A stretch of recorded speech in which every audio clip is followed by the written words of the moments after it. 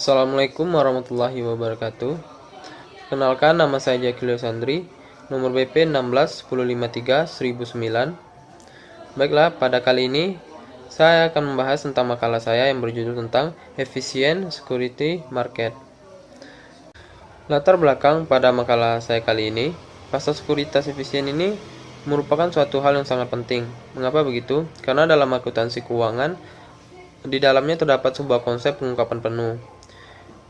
Akuntansi merupakan salah satu informasi yang sangat penting di dalam teori pasar efisien, yang mana informasi akuntansi ini berguna bagi investor.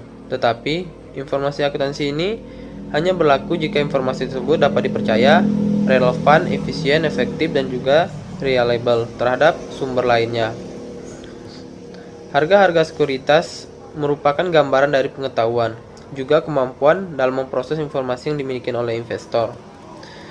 Akuntansi adalah alat untuk terjadinya komunikasi tetap informasi yang relevan dari pihak dalam kepada pihak luar perusahaan.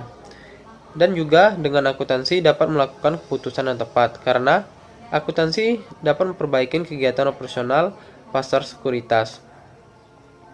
Tetapi dalam kenyataannya tidak terjadi sangat sederhana yang kita pikirkan, karena banyak hal yang terjadi dalam pasar sekuritas yang tidak sesuai dengan teorinya.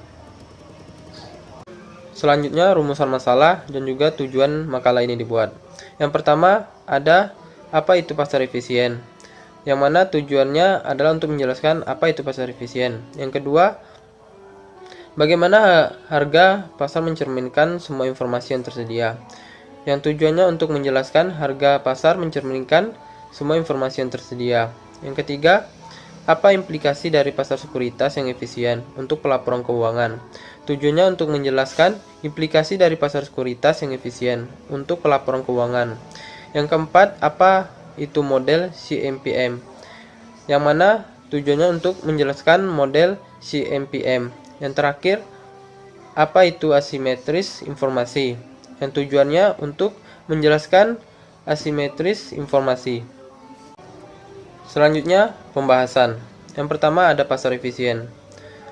Scott pada tahun 2000 mengatakan bahwa terdapat informasi gratis dalam kondisi yang ideal, maka semua investor akan memanfaatkannya dan nilai pasar perusahaan menyesuaikan untuk mencerminkan ekspektasi aliran kas efisien.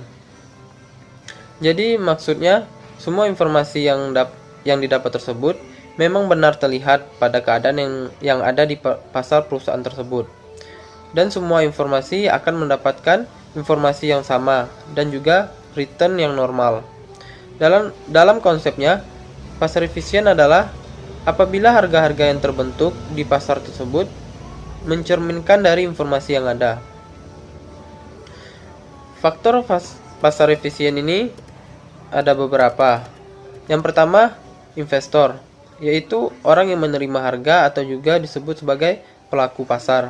Yang kedua, informasi yang tersedia luas kepada seluruh pelaku pasar pada saat yang bersamaan. Yang ketiga, tiap pengumuman informasi acak satu dengan yang lainnya, dan juga informasi yang dihasilkan secara acak. Yang keempat, reaksi investor dalam menggunakan informasi secara cepat. Dengan begitu, harga sekuritas akan berubah dengan semestinya.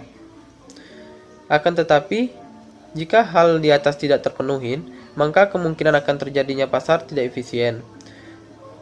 Pasar yang tidak efisien ini dapat terjadi dalam beberapa hal juga. Yang pertama, sedikitnya pelaku pasar, karena pelaku pasar dapat mempengaruhi harga sekuritas. Yang kedua, mahalnya harga suatu informasi, dan terjadinya perbedaan akses oleh para pelaku pasar.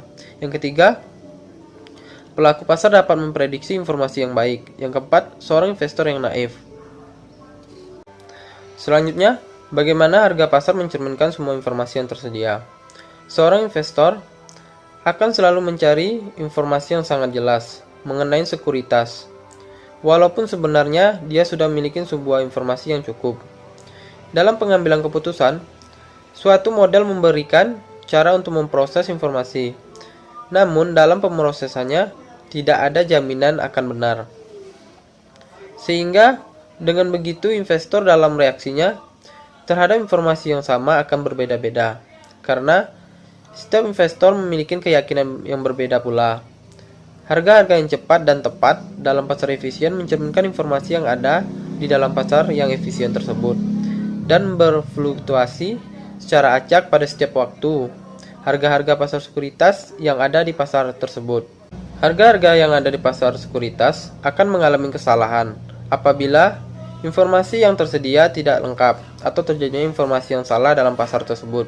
Oleh karena itu, ada jaminan harga sekuritas yang ada di pasar tersebut sangatlah akurat. Yang ketiga, implikasi dari pasar sekuritas yang efisien untuk pelaporan keuangan.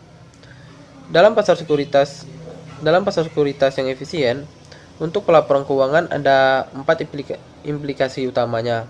Yang pertama, jika kebijakan tidak memberikan efek perbedaan cash flow, maka kebijakan akuntansi yang dimiliki oleh perusahaan tidak akan berdampak pada harga sekuritas. Yang kedua, dalam pasar sekuritas efisien ada namanya pengungkapan penuh. Jika perusahaan dalam pengungkapan informasinya sedikit, walaupun perusahaan yang sebenarnya memiliki informasi yang relevan, maka informasi tersebut dapat diketahui oleh investor melalui sumber yang lainnya. Agar hal ini tidak terjadi, maka manajemen haruslah mengungkapkan informasi tersebut. Yang ketiga, sebenarnya perusahaan tidak perlu berfokus pada investor yang naif, karena informasi laporan keuangan tidaklah harus dipresentasikan secara sederhana yang akan membuat investor dapat mengerti, karena akan terjadi suatu informasi yang cukup dalam meyakinkan investor bahwa harga pasar saham semuanya sama, sehingga membuat sejumlah investor mengerti tentang informasi yang diungkapkan.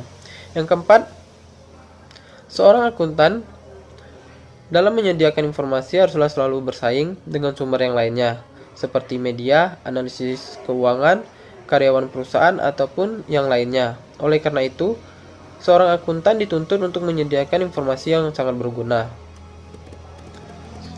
Selanjutnya, model CAPM. Model ini mengasumsikan yang pertama, spesifikasi yang dilakukan oleh investor dalam memilih portofolio optimal dengan target garis efisien Mark Worksheet. Yang kedua, pada tingkatan return bebas risiko, the risk-free rate of return, sejumlah uang yang dapat dipinjamkan atau meminjamkan seorang investor. Yang ketiga, ekspektasi yang homogen dapat dimiliki oleh investor, yaitu investor memiliki estimasi akan return dengan distribusi probabilitas. Yang keempat, para investor memiliki waktu periode seperti 1 tahun, 1 bulan, dan yang lainnya. Yang kelima, banyaknya investor yang tidak dapat mempengaruhi harga. Yang keenam, dalam pembelian dan juga penjualan aset, tidak ada pemungutan biaya transaksi dan juga pajak pendapatan. Yang ketujuh, perubahan tingkat harga atau tingkat suku bunga tidak ada. Yang kedelapan, terdapatnya sebuah keseimbangan dalam pasar modal. Dalam model ini ada CLM yang pertama, capital market line. Pada capital market line, pada pasar yang seimbang terdapat sebuah garis penghubung antara return dengan risiko dari portofolio. Besaran dana yang diinvestasikan ke dalam portofolio mempengaruhi pilihan portofolio tersebut. Penggabungan aset berisiko dengan aset bebas risiko merupakan bagian dari CML. Yang selanjutnya, security market line atau SML.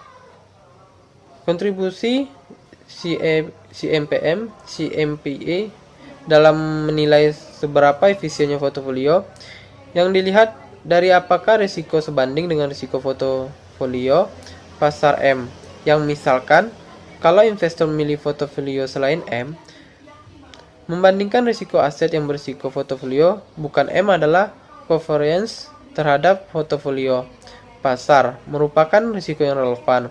Returnnya akan konsisten pada portofolio pasar, sedangkan pada perhitungan portofolio, mark worksheet merupakan dari penilaian risiko. Selanjutnya, expected rate of return aset berisiko. Sebuah aset yang berisiko diharapkan tingkatan return yang didapat dari penjumlahan tingkat return bebas risiko dengan premi risiko dari aset tersebut, yang mana premi risiko adalah sistem risk dari sebuah aset. Agar seimbang, maka sebuah aset dan portofolio berada di garis SML kalau aset dan portofolionya efisien. Yang terakhir, estimasi security market line. Tingkatan return pasar yang disyaratkan oleh investor adalah tingkatan return yang bebas dari risiko pada estimasi security market line menggunakan market model dalam bentuk assets return. Materi terakhir pada makalah ini yaitu adalah asimetri informasi. Ada dua jenis asimetri informasi. Yang pertama, adverse selection, yang merupakan terdapatnya ketidaksamaan sebuah manfaat dari sebuah informasi yang didapat, yang mana informasi yang didapat dari seorang atau sekelompok orang tersebut berbeda antara yang satu dengan yang lainnya. Yang kedua, moral hazard. Seseorang dapat memperoleh keuntungan transaksi dari sebuah informasi, yang mana informasi tersebut berbeda dengan yang lainnya. Informasi asimetri ini berperan penting dalam teori akuntansi, karena subjek pada permasalahan informasi asimetri tersebut. Nilai pasar perusahaan sepenuhnya menggambarkan sebuah informasi termasuk dalam kondisi yang ideal, seperti nilai fundamental sama dengan harga. Nilai pasar sepenuhnya juga mencerminkan sebuah informasi publik. Apabila efisien pada keamanan pasar termasuk dalam kondisi yang tidak ideal.